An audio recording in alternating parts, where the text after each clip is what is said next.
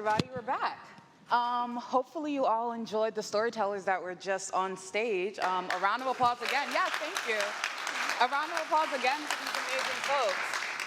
I'm gonna take my phone out not because I'm a Gen Zer that can't live without it, but because I was taking some notes on some of the things that these folks were saying. Ruth, there was something that you said in your story that I want to start off with. I would love for you to elaborate on, and then I want to ask the other folks how this comment relates to them. You said, my medicine is my voice. I literally got chills when you said that. Can you elaborate a bit more on what that means to you? Yeah, I can. I'll elaborate from a cultural perspective and from a political perspective, if that's okay. From a cultural perspective, in our Dena cosmology, the gifts, the talents, the interests, the skills that we have are gifts from Nakatani, from Creator. They are the embodiments of our ancestors, particularly those whose names we carry. For me, I carry the name of both my grandmothers. Both of them were named Ruth.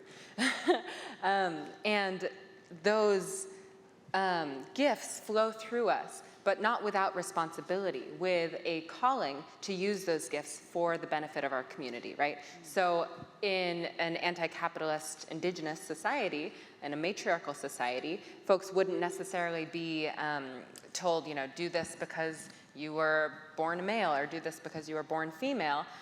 We would be benefited on the whole by allowing each of our individuals to serve the community through their own joys, their own gifts, and the exercise of their skills. And to me, doing decolonization work means thinking critically about the ways that we spend our time and energy. Will we be complicit in extracting our energy from ourselves for the benefit of institutions that don't care about how much we've slept or how we're feeling or if we have a migraine? What is the way that we will be in colonial systems so that we can begin to dismantle them from the inside? So this is where the political aspect comes in. I recognize that I carry not just the voice of my grandmothers with me, one of whom was a Dena woman who grew up in the village of Ikuk and loved to sing jazz. And the other was a Jewish woman who lived for 60 years, a couple blocks downtown from us, and whose life work was with the United Nations. And so this voice that I've been given must then be implemented and politicized. This must be paired with recognition of the privileges I've also been given, of higher education, of being a first language English speaker. So that when we take kind of the fertile soil that is our inheritance, we grow things that are not just, upholding these structures of colonization, but that are infused with creativity, infused with collective power, and infused with vision for something that will grow beyond just us as an individual. Thank you. Yeah, literally.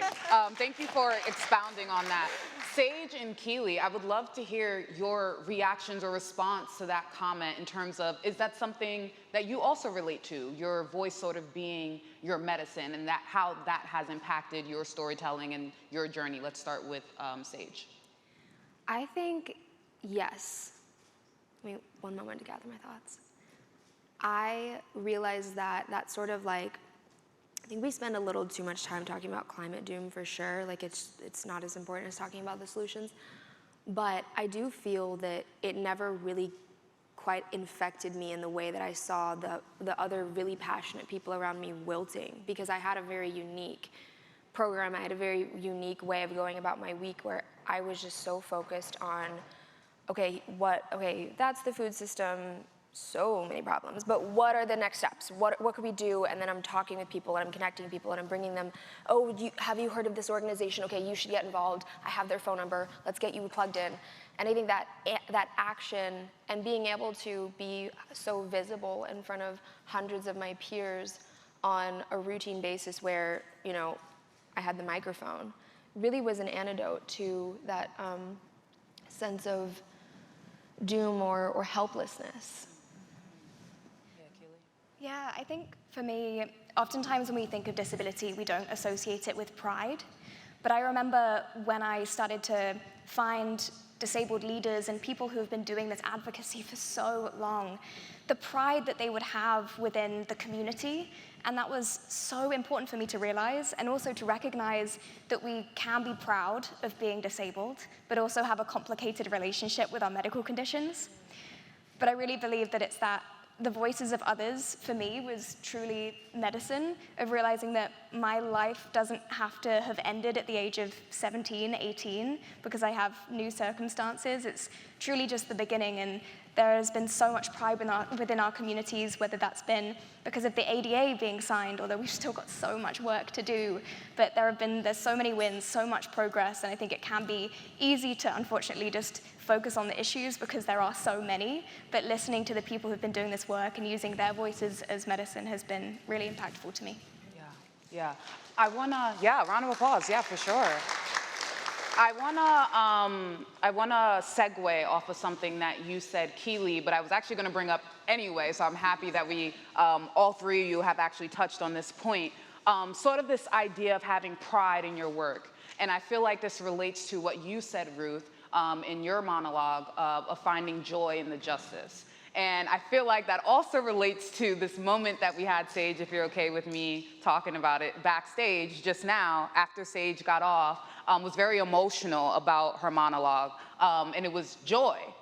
How do you find, and this is a question for all three of you, let's start with Keely first, how do you find joy in the justice? Because these are some serious issues that we're talking about, and I can even find, I myself struggle with that a lot. So how do you find the joy in the justice? I think it's absolutely looking at the wins. For me, when I started C-Talent, when we placed the first talent within a role that didn't necessarily specify that that character had to be disabled, they were just a politician, and the person that we placed in that role had a disability, and they were playing this politician. That was such a huge win, and I found so much pride in that. And I think, again, I go back to community, surrounding yourselves with people who are actively doing this work, finding those wins. And I really believe that within what we do with disability, it's so important to normalize disabled people being experts in subjects beyond disability. So I take so much pride when I see my friends, my colleagues, my peers doing incredible things that honestly have nothing to do with disability rights. Yeah. Sage? I think it, again, all comes down to the wins. I've learned to cry pretty often, and I think it's a beautiful thing. Someone wrote to me, someone sent me a DM on Instagram saying that because of this program he had started, he had actually convinced the city to give up 2 plots of land in their majority Black and brown neighborhood and started community gardens. They didn't have a grocery store, and I'm sobbing. There's just so much joy to be found in the realization that people would be activated if they had the tools and resources. And that's kind of like my superpower, is that everyone I touch becomes an activist. And so I'm just like, always like, I just need to unlock it in each of you. And then we're all gonna be on the same page, and we're gonna be fine from there on out. So I think the joy is in this constant puzzle of like, not even puzzle, but it's like stepping stones where I'm like, okay, you're an activist now? Okay, you're passionate now? Okay. And then you, and now we're all, and coalition, yeah, so it's beautiful. Yeah, that is beautiful. Ruth? Yeah, so I mean, I feel so much resonance with what each of you two are sharing, both from a disability perspective, in my own personal journey with my health, but also from a collective organizing perspective, and the way that our organizing can and should change to incorporate joyful moments, to incorporate these wins and that recognition and acknowledgement. For me, I spent so much, I began working in climate advocacy at the age of 15, and I did not stop. And I kind of laugh and snicker at the idea of burnout, because I think I was just burnt out for most of my adolescence. I was definitely very depressed and stressed. And I didn't, I guess let me begin with this teaching. A very important mentor of mine told me that our spirit is one with all of creation. It is one with Nakastani. We are all intertwined in the spirit world. Our bodies are our vessel that allow us to interpret spirit into this plane. Our minds occasionally catch up. So for me, my transformation didn't come from a realization. My transformation came from being bedridden and being hospitalized and being absolutely destroyed by a terrible disease. It took me time to turn the grief that I had around that as a young person into humility and gratitude. When I became grateful for the lesson that I learned when I was so deprived of joy, I began to understand how crucial it is for us to incorporate joy into our work. And luckily, it was around that time that everyone else around me was also struggling. Around 2020, I don't know what was happening then, but it's odd. We began to shift our workplace as well. So instead of moving at what we called a pace of colonization, we began moving at a pace of creation, which incorporated a 4-day work week, which incorporated paid leave for hunting and fishing and gathering activities, which gave much more spacious room for us to take walks during the day, to go get a massage or go to acupuncture. When we began to withdraw our consent from colonial conceptions of work and reorient our labor, our community organizing, to be doing it in a way where we could feel good, our work became much more potent, our work became much more effective, and we were happier. Yeah. Thank y'all so much. We are at time for this panel, but there's one thing that I quickly want to ask because it does piggyback off of something Sage said, and I think it's super important for the topic of this panel, which is getting beyond the tip of the iceberg. All of you tell your stories, which is centered around amplifying young folks and giving them the access and the resources to make these changes. What is one of the most common things that you see people do to support your cause that actually does not support your cause? And what would you like them to do instead, very quickly? Let's start with Ruth.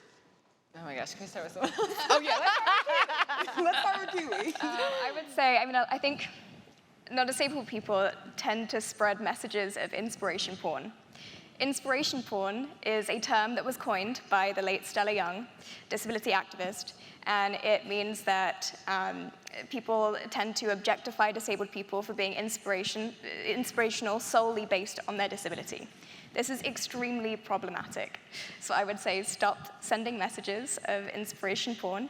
And also, attitudes is one of the biggest things that we face within our community. Even if the world was incredibly accessible, the most accessible world that we could live in, if we still have attitudes that think that disability or is tragedy or charity, or they try and put their assumptions on us of what we can or cannot do, then we will remain disabled. So I would say change those biases, speak to disabled people, and don't spread those messages of inspiration porn.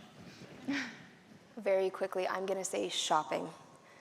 People think that there's something that you can buy that's going to benefit the planet that doesn't exist. I'm sorry, the only thing you can do that's actually good for the planet is restoration. So get your hands dirty. Get your hands dirty. Yeah. Yeah, so often we have folks come to Alaska who either have a lot of money or have a lot of power and think that that means that they know better than us. So to me, I would say the best thing that we could do is defer to indigenous sovereignty, defer to indigenous leaders who have grown with our land over 30,000 plus years. It is our communities, it is our languages, it's our lifeways, our cosmovisions that are reflections of what real ecological balance looks like. It is the lands that gave us our languages, that taught us how to love them well. And so what is so damaging is when folks come into our communities and attempt to lead, when instead they should be uplifting indigenous leadership and getting their hands dirty. For sure. Yeah. Thank you so much. Round of applause for our panelists. Thank you guys so much.